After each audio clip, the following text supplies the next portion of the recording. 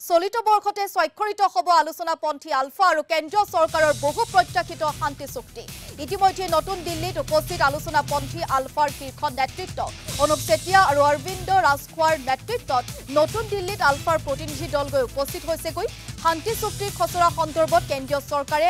অন্তিমলানি আলোচনা কৰিব আৰু শান্তি চুক্তিয়ে সামৰি ল'ব অসমৰ বহু কেইটা মূল সমস্যা অসমৰ উন্নয়নৰ বাবে বিশেষ আৰ্থিক পেকেজ ডিলিমিটেশন আৰু খিলঞ্জীয়া জনসাধাৰণৰ ৰাজনৈতিক অধিকাৰকে ধৰি বহু কেইটা বিষয় শান্তি চুক্তিত সামৰি লোৱা হ'ব গতিকে যি বহু প্ৰত্যাশিত বা বহু চৰ্চিত যি শান্তি আলোচনা কথা বা চলিত বৰ্ষতে হিয়া হোৱাৰ কথা আছিল আৰু এতিয়া প্ৰায় এই কথা স্পষ্ট হৈছে যে এই ক্ষেত্ৰত চলিত বৰ্ষতে স্বাক্ষৰিত হ'ব আলোচনাপন্থী আলফা আৰু কেন্দ্ৰীয় চৰকাৰৰ বহু প্ৰত্যাশিত শান্তি চুক্তি আৰু এই মুহূৰ্তত নতুন দিল্লীৰ সাংবাদিক প্ৰাঞ্জলৰ সৈতে আমি ফোন লাইনত সংযোগ স্থাপন কৰিছো প্ৰাঞ্জল নতুন দিল্লীত ইতিমধ্যে আলোচনাপন্থী আলফাৰ শীৰ্ষ নেতা গৈ উপস্থিত হৈছেগৈ আৰু বহু চৰ্চিত বা বহু প্ৰত্যাশিত যি আলোচনাৰ কথা ইতিমধ্যে বা শান্তি চুক্তিৰ কথা কৈ থকা হয় সেয়া নতুন বৰ্ষৰ আৰম্ভণিতে হয়তো হ'ব বা এয়া এক যোগাত্মক খবৰ বুলিব পাৰি প্ৰাঞ্জল নিশ্চয়কৈ জুবি ইতিমধ্যে আলফাৰ যি শীৰ্ষ নেতৃত্ব আছে তেওঁলোকক দিল্লীলৈ মাতি পঠিওৱা হৈছে আৰু আমাৰ হাতত যি তথ্য আহি পৰিছে অনুপ চেতিয়া আৰু অৰবিন্দ ৰাজখোৱা আৰু তেওঁলোকৰ এক প্ৰতিনিধি দল ইতিমধ্যে দিল্লী অভিমুখে ৰাওনা হৈছে আৰু এই 2-3 দিনৰ ভিতৰত তেওঁলোকৰ সৈতে যি খচৰা শান্তি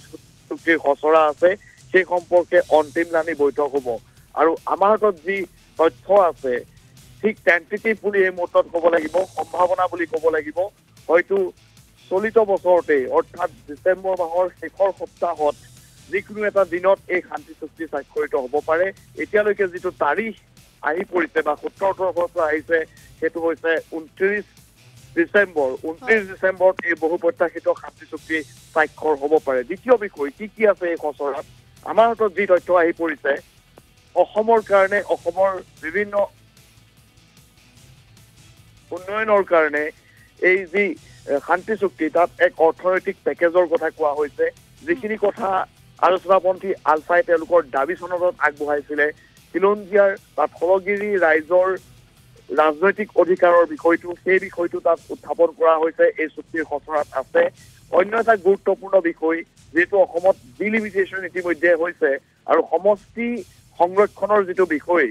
সেই বিষয়টো ৰাজনৈতিক অধিকাৰৰ লগত জড়িত এটা বিষয় সেই বিষয়টোতো যথেষ্ট গুৰুত্বপূৰ্ণ বিষয় সেই সম্পৰ্কেও এই যি চুক্তি সেই চুক্তিত কিছু কথা থাকিব কিন্তু সেয়া হয়তো যি সময়ত চুক্তিখন স্বাক্ষৰিত হ'ব সেই সময়তে গম পোৱা যাব যে কেনেদৰে সমষ্টিসমূহৰ ক্ষেত্ৰত বা সমষ্টি সংৰক্ষণৰ বিষয়টোত কেনেদৰে এই চুক্তিয়ে এক